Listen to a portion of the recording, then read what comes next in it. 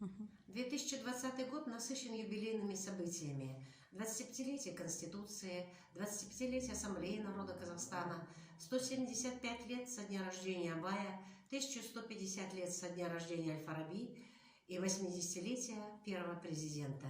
Мне посчастливилось встречаться с нашим президентом несколько раз на гражданских форумах, съездах партии, сессиях ассамблеи, и каждый раз я с большим воодушевлением слушала его речь, видела его мастерство общения с аудиторией, его тонкий юмор, ораторский талант, который создавал дружественную атмосферу везде, где он находился.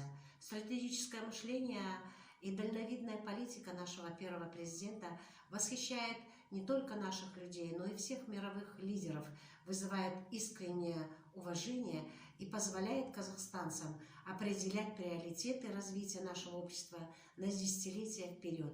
И сегодня Казахстан стал государством с прочно установившимся межнациональным согласием, достигшим изменения во всех направлениях общественной жизни. Постоянно развивается экономика, наука и культура.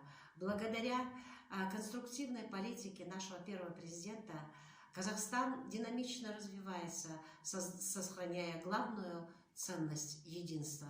От имени жителей Илийского района сердечно поздравляю всех казахстанцев с этим знаменательным праздником, Днем первого президента Республики Казахстан.